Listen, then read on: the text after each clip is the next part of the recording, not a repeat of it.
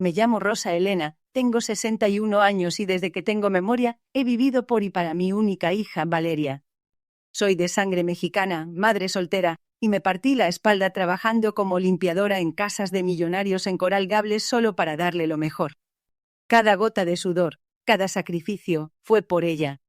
Quería que Valeria tuviera una vida que yo nunca pude soñar, una vida llena de oportunidades y sin las carencias que yo conocí.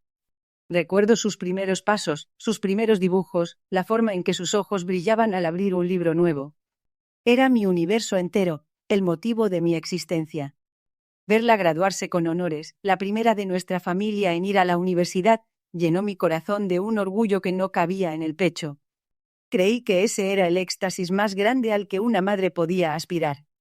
Qué equivocada estaba.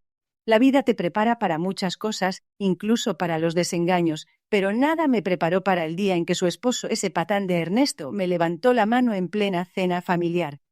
Lo que me desgarra el alma, lo que me persigue en mis sueños y me roba la paz, no es solo el recuerdo de esa bofetada. Es la imagen de mi Valeria, mi dulce Valeria, siguiendo su comida, con la mirada perdida en el plato, como si la escena más humillante de mi vida no estuviera ocurriendo a unos centímetros de ella. Comer como si nada hubiera pasado. El silencio que siguió a la bofetada fue más ensordecedor que cualquier grito. El crujido de la silla al levantarme, el nudo en mi garganta que me impedía respirar, el dolor lacerante de una traición que iba más allá de la piel. No fue solo un golpe físico. Fue un puñal directo al corazón de una madre que lo dio todo. Fue la confirmación de que esa niña por la que luché, la que protegí con uñas y dientes, ya no era la misma. Era una desconocida que me veía caer y no movía un dedo. ¿Te ha traicionado alguien a quien amabas más que a tu propia vida? ¿Has sentido como tu mundo se derrumba no por un enemigo, sino por alguien a quien le entregaste tu alma? Cuéntamelo en los comentarios. ¿Quieres la verdad completa? ¿Quieres saber cómo se llega a ese punto de no retorno? Entonces suscríbete porque esto apenas comienza. Esta no es solo mi historia, es la historia de cómo una madre se levanta de sus cenizas cuando cree haberlo perdido todo. Es una historia de dolor, de resiliencia y sobre todo de amor propio. Valeria, desde que eras una niña pequeña, eras mi razón de ser, mi tesoro más grande. Recuerdo las largas jornadas de limpieza, mis manos ásperas por el jabón y el cloro, pero mi corazón ligero al pensar en tu sonrisa al verme llegar a casa. Cada centavo que ganaba, cada hora que pasaba lejos de ti, era una inversión en tu futuro. No quería que te faltara nada, no como a mí me faltó. Soñaba con un futuro para ti lleno de luz, de oportunidades que a mí me fueron negadas por la pobreza y por ser mujer en un mundo que no siempre nos da las mismas herramientas. Te levantaba antes del amanecer. Preparaba el desayuno, te peinaba el cabello con tanto esmero, y luego te dejaba en la escuela antes de correr a mi trabajo. Por las tardes, revisaba tus tareas, te leía cuentos y te enseñaba lo importante que era el estudio. Eras una niña brillante con una curiosidad insaciable y una determinación que me asombraba. Siempre con un libro en la mano, siempre haciendo preguntas. Me llenaba de orgullo tu desempeño escolar, tus calificaciones impecables y la pasión con la que abordabas cada nuevo conocimiento. ¿Recuerdas, mija, cuando te enfermaste de pequeña y pasé noches enteras a tu lado, sin dormir, solo rezando para que te recuperaras? No había cansancio, no había miedo, solo el deseo de verte bien. Eras mi centro, mi universo. Sacrifiqué amistades, relaciones personales e incluso mis propios sueños porque tu bienestar y tu futuro siempre fueron mi prioridad absoluta. Mi vida giraba en torno a ti y no me arrepiento de un solo instante de esa entrega. Cuando llegó el momento de aplicar a la universidad, hicimos el papeleo juntas. Estaba nerviosa, más que tú, estoy segura. Y cuando llegó la carta de admisión con una beca, sentí que mi corazón iba a estallar de alegría. Lágrimas de felicidad rodaron por mis mejillas al verte tan feliz, tan emocionada. Fue la validación de años de esfuerzo, la recompensa a una vida dedicada a una sola persona. Eras mi éxito, mi obra de arte más preciada.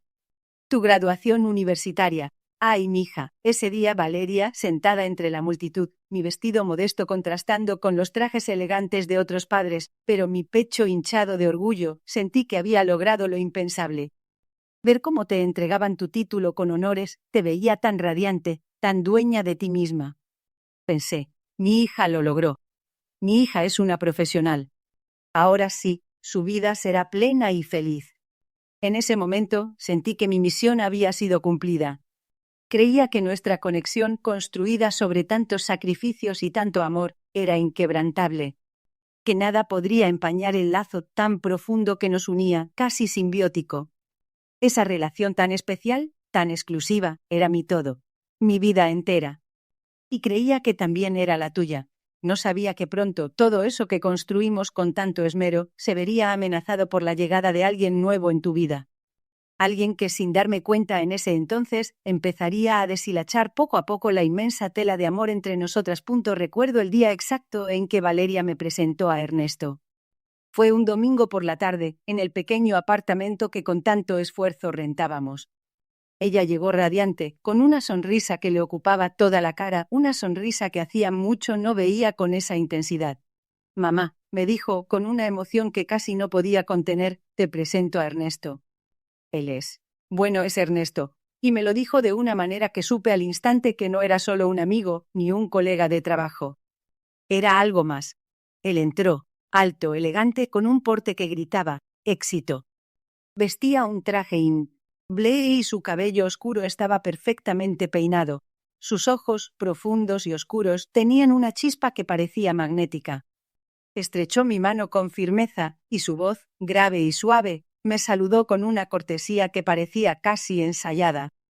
Me dijo cosas bonitas, me halagó por el esfuerzo que había hecho con Valeria, por haberla sacado adelante sola.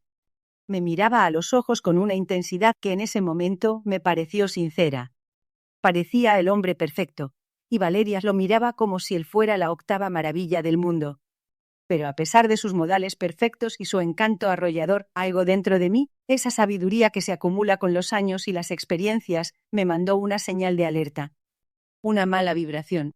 No sabía explicarla. No era nada concreto, nada que pudiera señalar con el dedo. Tal vez fue la forma en que sus ojos, aunque sonreían, parecían fríos por un instante. O la manera en que sus halagos se sentían un poco excesivos, demasiado calculados. Como si estuviera actuando un papel. Mi instinto gritaba, «Cuidado, Rosa Elena. No todo lo que brilla es oro». Sin embargo, ¿qué podía decirle a mi hija? Ella estaba tan feliz, tan ilusionada.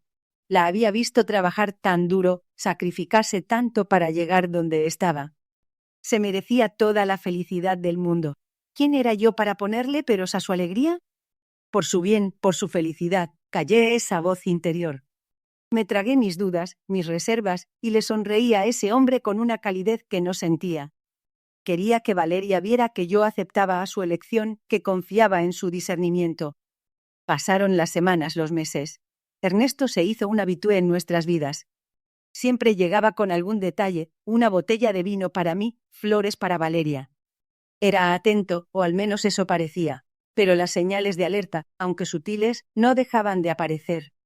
Una vez, en una cena, Ernesto hizo un comentario despectivo sobre una mesera que se había equivocado, pero lo disfrazó con una broma que solo él encontró graciosa.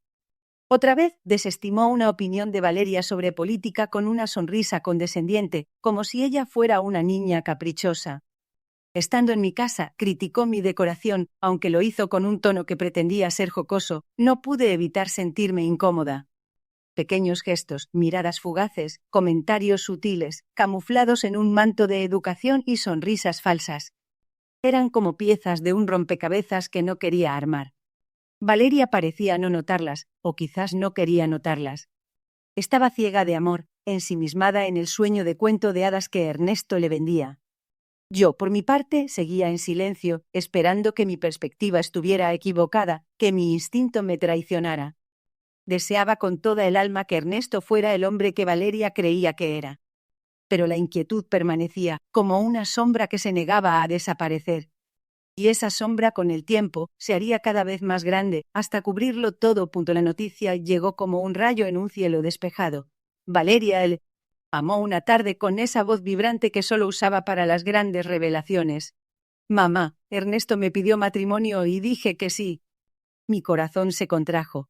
Una parte de mí quería saltar de alegría por mi hija, por su felicidad. La otra parte, la que había sentido esa mala vibración desde el principio, sintió un frío en el pecho. Me esforcé por sonar entusiasmada, por felicitarla con la efusividad que ella esperaba. Pero por dentro, una punzada de ansiedad me recorría. Los planes de la boda no se hicieron esperar. Ernesto, con su aire de grandeza, insistió en una ceremonia a su altura. Habló de una hacienda lujosa en las afueras de la ciudad, de cientos de invitados, de un vestido de diseñador para Valeria. Cada detalle que describían, cada elección que tomaban me hacía sentir más pequeña, más ajena. ¿Mi opinión? Era escuchada, sí, con cortesía, pero luego se ignoraba. Yo no podía costear ni una fracción de lo que estaban planeando. Mi contribución, que para mí era un sacrificio enorme, para ellos no era más que una gota en un océano de gastos. El día que fuimos a ver el vestido de novia de Valeria sentí que algo se rompía dentro de mí. Era hermoso, un sueño hecho tela, pero su precio era exorbitante. Recuerdo que vi la etiqueta y un sudor frío me recorrió la espalda. Quise ofrecerle ayudar, pero ella se rió. «Mamá, no te preocupes, Ernesto se encarga de todo». Su tono era despreocupado, casi distante. En ese momento sentí que la brecha entre nosotras se hacía más grande, que ella se alejaba hacia un mundo al que yo no pertenecía ni podría pagar. Ernesto, por su parte, se volvió más frío a medida que la fecha de la boda se acercaba. Su trato conmigo, que al principio era de aparente respeto, ahora era casi de indiferencia. Sus ojos, antes tan magnéticos, me miraban a veces con un gesto de impaciencia, como si yo fuera una carga. Hacía comentarios sutiles sobre mi ropa, mi casa, mis costumbres, siempre con una sonrisa, pero cada palabra apestaba a desprecio velado. ¿Y Valeria? ¿Qué hacía Valeria? Nada. O peor aún, a veces se reía con él, como si mis sentimientos no importaran. La boda fue un evento grandioso, tal como Ernesto lo había planeado. Rodeados de gente importante, de lujos por doquier. Me sentía fuera de lugar en medio de trajes caros y joyas brillantes. Observaba a mi hija hermosa, radiante junto a Ernesto, y no pude evitar sentirme como una intrusa en su nueva vida.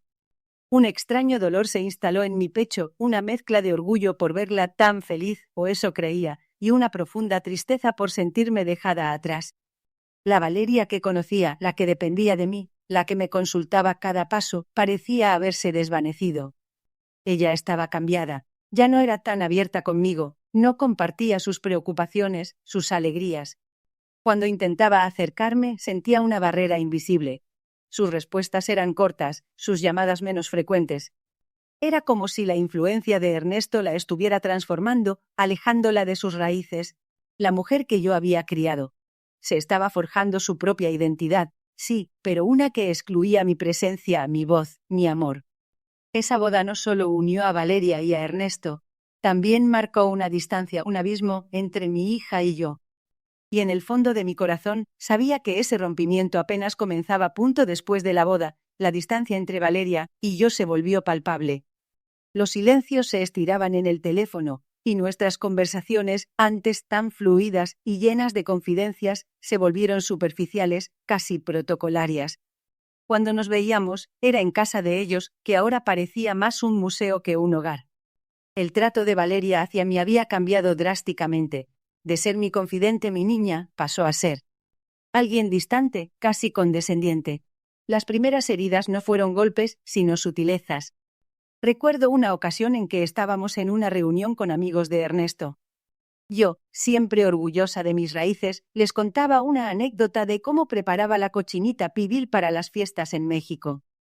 Valeria, con una sonrisa forzada y un gesto de vergüenza casi imperceptible, me interrumpió. «Ay, mamá, ya sabes que a Ernesto no le gusta la comida tan picante». Su comentario me heló la sangre. No era él no le gusta, era el tono, la forma en que lo dijo, como si mi historia, mi cultura, fuera algo que ocultar. Pequeñas humillaciones públicas, envueltas en supuesta preocupación o en bromas que solo les hacían gracia a ellos. Ernesto, por supuesto, no perdía oportunidad de unirse al juego. Una vez en otra cena, yo estaba arreglando un pequeño dobladillo de mi blusa que se había descosido. Él, en tono burlón, soltó: «Valeria, dile a tu mamá que consiga una buena costurera. Mira que los trapos sucios se lavan en casa». Valeria rió, y yo sentí el rubor subir a mis mejillas. No importó que yo les hubiera cosido los botones de sus camisas, que hubiera planchado la ropa para sus eventos. Mi trabajo, mis costumbres, eran motivo de chiste. Lo más doloroso era la indiferencia de Valeria. Ella no me defendía, no intervenía. Simplemente observaba o se unía, con un silencio cómplice que dolía más que las palabras hirientes. Era como si la nueva vida que construía con Ernesto la hubiera despojado de la empatía, de la conexión que creí inquebrantable. Sus miradas se volvieron esquivas, sus abrazos más fríos. Si le hacía alguna sugerencia sobre cómo manejar su hogar o alguna receta tradicional, sus ojos rodaban con impaciencia. Mamá, las cosas han cambiado. Ernesto y yo tenemos nuestros propios gustos. Cada respuesta era una barrera levantada, un recordatorio de que yo ya no era parte de su círculo íntimo. Los descuidos eran constantes. Llamaba y no me regresaba la llamada por días. Cancelaba planes a último momento sin una disculpa real.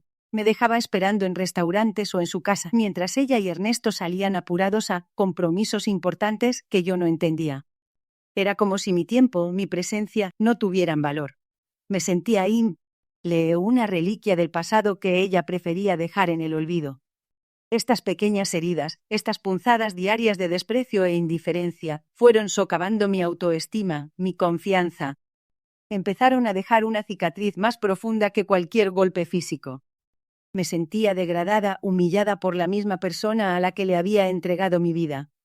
El amor que sentía por ella se mezclaba con una amargura creciente, con una sensación de vacío que me oprimía el pecho. Pero el verdadero clímax, el momento que lo cambió todo, estaba a la vuelta de la esquina. Un evento que pondría fin a esta lenta agonía y me mostraría, de la manera más cruda, lo lejos que había caído mi hija. Lo lejos que yo había caído en su escala de prioridad. Esa noche, la tensión se sentía en el aire, pesada y palpable, como una niebla fría que invadía todo. Había sido invitada a cenar a casa de Valeria y Ernesto, algo que se había vuelto una farsa para mí. La mesa, puesta con la elegancia ostentosa que a Ernesto le gustaba, reflejaba la frialdad que se había instalado entre nosotros. Habíamos estado sentados por un rato, haciendo la conversación forzada de siempre cuando la discusión comenzó. No recuerdo bien de qué se trataba. Una nimiedad, seguramente. Ernesto, con su voz que siempre parecía estar al borde de la exasperación, desestimó un comentario de Valeria sobre un tema legal con un tono burlón, casi infantilizándola. Pero Ernesto, es que no tienes razón en eso, dijo Valeria con una voz que pretendía ser firme, pero que sonaba temblorosa. Él le soltó una carcajada sarcástica, de esas que duelen más que un insulto directo. Mi amor, por favor, no opines de lo que no sabes. Esa es mi área. Vi la humillación en los ojos de mi hija. Años de esfuerzo, de estudios, de sueños, reducidos a nada por la condescendencia de su esposo. Era la misma Valeria que yo había criado, la que había luchado por cada logro, ahora acorralada y disminuida. Mi sangre se encendió, no lo pude evitar. La rabia por ver a mi hija así, y las heridas acumuladas por tantos desplantes, estallaron en ese momento. Me incliné ligeramente sobre la mesa y con la voz más calmada que pude reunir para que no me traicionara la indignación, le dije a Ernesto: Ernesto, creo que Valeria tiene un punto. Ella también es abogada, y muy capaz, por cierto. Deberías escucharla. Era una intervención suave, un intento desesperado de recordarle el respeto, la dignidad que mi hija merecía. En el instante en que esas palabras salieron de mi boca, el ambiente se congeló. La sonrisa de Ernesto desapareció. Sus ojos se oscurecieron con una furia tan intensa que me hizo encogerme. Se levantó de su silla con una velocidad sorprendente, su rostro contorsionado por la ira. Pensé que iba a gritar, a lanzar uno de sus desplantes verbales, pero no lo hizo. En su lugar, levantó la mano. Su mano derecha. Y en un movimiento tan rápido que apenas pude registrarlo me la lanzó. El golpe fue seco, un sonido sordo que resonó el comedor, más allá de mis oídos, en mi alma. Mi cabeza se fue hacia un lado, la mejilla ardiendo con el impacto.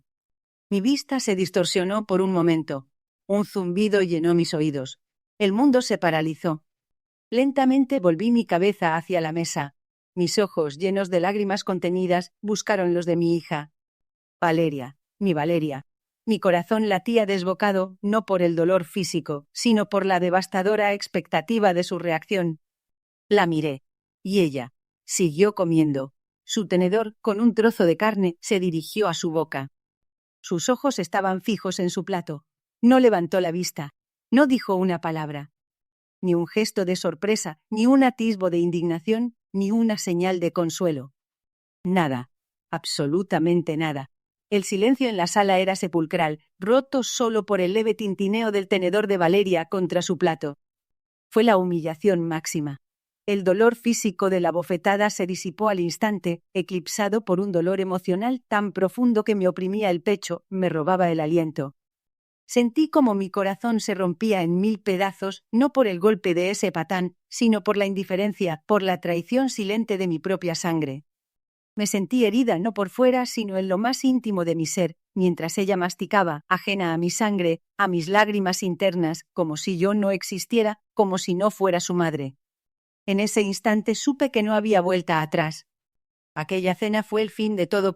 El sonido de mi propio corazón latiendo era lo único que escuchaba. Me levanté de la mesa.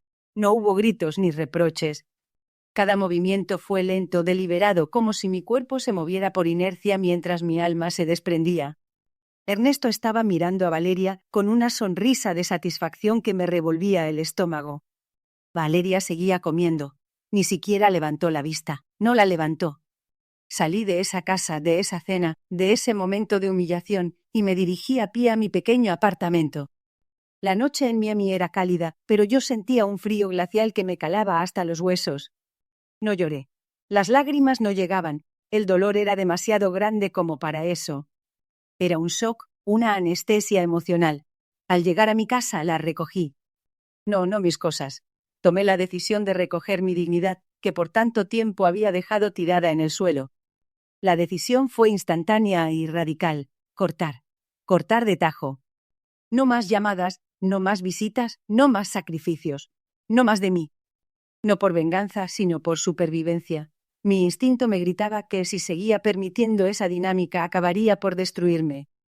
Valeria ya había elegido su camino, y en ese camino yo no cabía. Esa noche no dormí. Me senté en mi sillón favorito, el que Valeria y yo habíamos escogido juntas años atrás, y miré por la ventana. Las luces de la ciudad se extendían ante mí, indiferentes a mi tormento interior. Empecé a revisar mis recuerdos con Valeria, desde su infancia hasta el día de la boda, buscando señales que no quise ver. Y las encontré. Pequeñas grietas que se habían agrandado, con el tiempo, hasta convertirse en un abismo. El proceso de cortar fue tortuoso. Es el duelo por alguien que aún vive. Cada recuerdo compartido se volvía una herida abierta. Cada foto de mi hija, un puñal. Era como una amputación de un miembro vital. Sentía la ausencia, el vacío. Mis amigas me llamaban preocupadas, pero no sabía cómo explicarles el nivel de la traición, el desgarro. ¿Cómo les dices que tu única hija dejó que te abofetearan y siguió comiendo como si nada? Que el abandono emocional de ella te dolió más que el golpe físico. No hubo palabras capaces de expresar mi desolación. Opté por el silencio. No contestaba sus llamadas, que pronto se hicieron más esporádicas y luego cesaron por completo.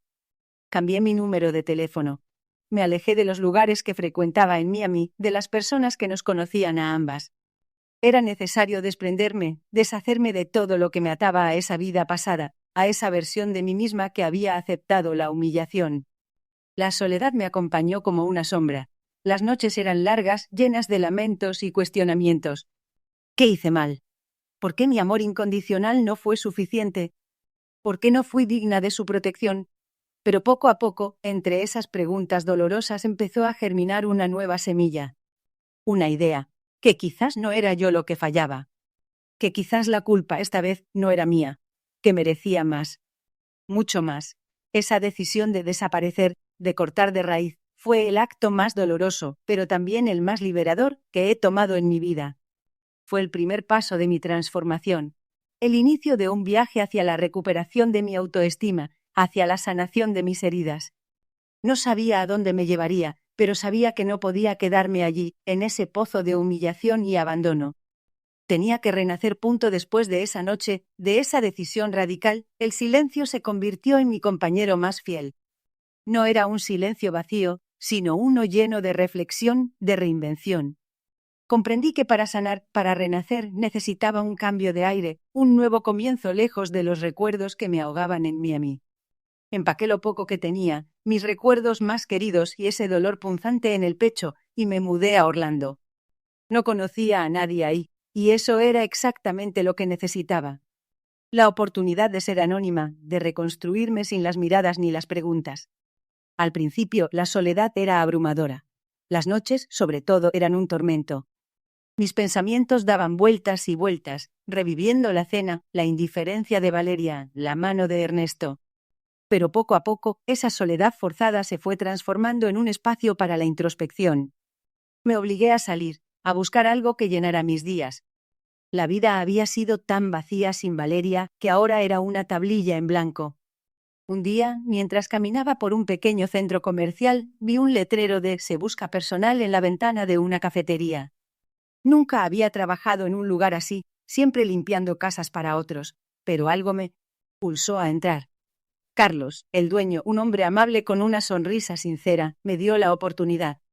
Empecé lavando loza, limpiando mesas. Al principio, mi inglés era muy básico, pero me esforzaba por aprender. Escuchaba a los clientes, repetía palabras, me apuntaba frases en mi libreta. Cada día en la cafetería era un pequeño logro. Con cada taza de café servida, con cada saludo cordial, sentía que recuperaba un pedazo de mí misma. Mis manos, antes escondidas por tanto usar el cloro, ahora se movían con la destreza de quien prepara una bebida con dedicación. La gente me sonreía, me agradecía. Sentía que mi trabajo era valorado, algo que había olvidado por completo en mi vida anterior. A los pocos meses, Carlos reconoció mi esfuerzo y mi dedicación. Me nombró encargada. Fue un momento de inmensa satisfacción. Yo, Rosa Elena, la limpiadora, la madre abandonada, la mujer que se sentía humillada, ahora era responsable de un lugar, de un equipo. Aprendí a manejar inventarios, a organizar turnos, a resolver problemas. Era un reto, sí, pero uno que me revitalizaba. El miedo a hablar inglés se fue desvaneciendo. Decidí inscribirme en unas clases comunitarias de inglés para adultos. Al principio me daba vergüenza, era la mayor del grupo, pero la necesidad de comunicarme, de aprender, era más fuerte. Conocí a gente maravillosa, personas de todas partes del mundo, cada una con su propia historia de superación. Compartíamos risas, frustraciones y el deseo de mejorar. En esas clases no era la mamá de Valeria ni la víctima de Ernesto. Era Rosa Elena, una estudiante más, con ganas de crecer. El público me ve ahora y no se imagina por lo que tuve que pasar para estar aquí. Me ven con fuerza, con dignidad, con una luz en los ojos que había perdido. Mi autoestima, pisoteada por años, empezó a florecer. Me vestía con más alegría, cuidaba de mí misma. Volví a leer, a escuchar la música que me gustaba, a pasear por los parques. Empecé a verme, no como el reflejo de mi dolor, sino como una mujer completa, capaz, con una vida propia y valiosa. Renacer desde el silencio no fue fácil. Fue un camino largo y lleno de espinas. Pero al final, cada lágrima derramada, cada momento de soledad, valió la pena. Estaba construyendo una nueva Rosa Elena, más fuerte, más sabia y, sobre todo, profundamente consciente de su propio valor. Creía que la página de mi pasado con Valeria y Ernesto ya estaba completamente cerrada. Pero el destino, a veces, tiene planes inesperados. Habían pasado varios años desde que me mudé a Orlando, años en los que sané, crecí y me reinventé. Miami, y todo lo que allí viví, parecía un recuerdo lejano, una pesadilla de la que había logrado despertar. Mi vida ahora era tranquila, llena de pequeñas alegrías y de una paz que creí perdida para siempre. Había construido un nuevo hogar, un nuevo círculo de amistades y, sobre todo, una nueva Rosa Elena. Un día, mientras estaba en la cafetería, recibí una llamada telefónica. Era un número desconocido. Dud. Contestar, pero algo me impulsó a hacerlo. Al otro lado de la línea, una voz familiar, pero marcada por el paso del tiempo y la preocupación, me llamó por mi nombre. Era doña Marta, mi antigua vecina de Miami. No nos hablábamos desde hacía años, desde que me fui sin despedirme, cortando todo lazo con mi vida anterior. Su voz sonaba grave, teñida de una pena que me impactó. Los nervios se apoderaron de mí. ¿Habría pasado algo grave? ¿Le pasó algo a doña Marta? No pude evitar la pregunta que ardía en mi mente, una pregunta que me negaba a pronunciar en voz alta, pero que se refería a Valeria. Respiré hondo y pregunté por qué me llamaba. Doña Marta, con ese tacto y sabiduría que siempre la caracterizaron, me dio la noticia. Ernesto, ese patán que me había abofeteado, había sido arrestado por fraude. Una estafa grande que involucraba a muchos clientes importantes. En cuanto escuché su nombre, un escalofrío me recorrió la espalda. Sentí una extraña mezcla de asombro y una cruda satisfacción. Sabía que su ambición desmedida, su falta de escrúpulos, lo llevarían a esto tarde o temprano. Pero lo que doña Marta me contó después fue lo que verdaderamente me heló la sangre. Valeria estaba sola. Ernesto la había abandonado dejándola con una montaña de deudas y sin un centavo. Su lujosa vida se había desmoronado. La casa que tanto presumían hipotecada. Los autos de lujo embargados. Su reputación arruinada. Ya no tenía amigos, ni nada que la respaldara más allá de su título profesional. Aquella abogada, brillante y ambiciosa, ahora estaba arruinada financieramente y emocionalmente. Doña Marta me explicó que Valeria la había buscado, desesperada. Que intentaba contactarme a través de ella, pero que doña Marta, antes de dar mi número, quiso saber si yo estaría dispuesta a escuchar. El silencio se hizo largo en la línea. Las imágenes de la cena, de Ernesto levantando la mano, de Valeria comiendo como si nada, se proyectaron en mi mente con una nitidez dolorosa. «¿Quiere reconectar contigo, Rosa Elena?», me dijo doña Marta con voz suave. «Dice que te necesita. Necesitar». Esa palabra resonó en mis oídos como un eco de mi pasado, de cuando yo era la que la necesitaba, la que pedía su amor y respeto. Y ella me había dado la espalda. Ahora que el mundo que construyó con Ernesto se había derrumbado, era cuando me buscaba. Era mi turno de decidir. Sentí una punzada de algo que no era compasión, ni alegría, ni tristeza. Era algo más complejo. Era la realidad golpeando la puerta a ese pasado del que había huido, presentándose de nuevo. No negaba que sentir una especie de justicia, de que el karma había actuado, pero no era el momento de regocijarse en la desgracia ajena. Solo que la idea de volver a verla, de enfrentarme de nuevo a la mujer que me había destrozado el corazón, me producía un temor inmenso. Sin embargo, sabía que era un encuentro que tenía que suceder.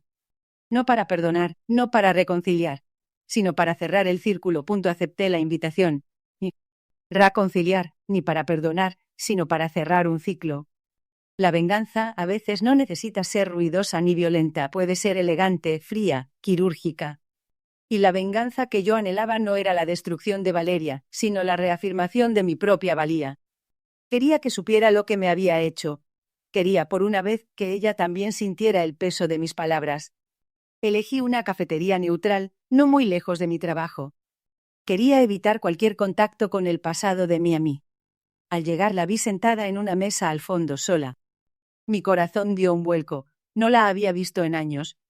Estaba delgada, sus ojos ojerosos y apagados. La exuberancia y el brillo que solía tener habían desaparecido, reemplazados por una vulnerabilidad que no le había visto nunca. Me acerqué a la mesa con una calma que me sorprendió a mí misma. «Valeria», dije con voz serena. Ella levantó la vista, y sus ojos se abrieron desmesuradamente al verme. Se puso de pie, torpemente, y sus labios temblaron al intentar formar una palabra.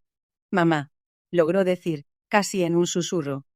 Quiso acercarse a abrazarme, pero yo retrocedí un paso, con un gesto sutil que la detuvo. Me senté en la silla frente a ella, manteniendo la distancia. Me dijo doña Marta que querías hablar. Comencé, sin rodeos. Mi voz era firme, carente de la emoción que por años me había consumido. Valeria bajó la mirada, sus manos jugueteaban nerviosamente con una servilleta. «Sí, mamá. Lo siento tanto. Todo ha sido tan difícil. Ernesto, ya sabes». Intentaba presentarse como una víctima, buscando mi compasión. «No, Valeria», la interrumpí, mi tono gélido, sin aspavientos. «No quiero hablar de Ernesto. Quiero hablar de nosotros, de ti y de mí». Ella levantó la cabeza, sorprendida por mi frialdad. Sus ojos, antes llenos de vergüenza, ahora mostraban un atisbo de miedo. «Hace años», continué, mi voz una cuchilla afilada, «hubo una cena. En tu casa. Tu esposo, Ernesto, me abofeteó en la mesa. ¿Lo recuerdas?» Valeria palideció visiblemente. Abrió la boca para hablar, pero no salió ningún sonido. Las lágrimas empezaron a agolparse en sus ojos.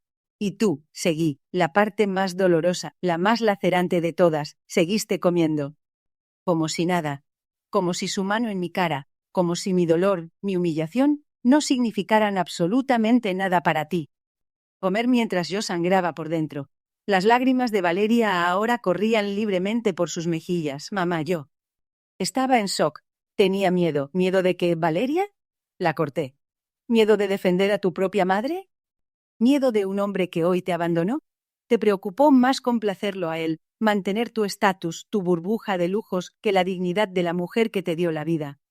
No se trataba del golpe físico, Valeria, eso es lo de menos. Se trataba de tu traición, de la indiferencia, de tu silencio que me gritó que yo no valía nada para ti.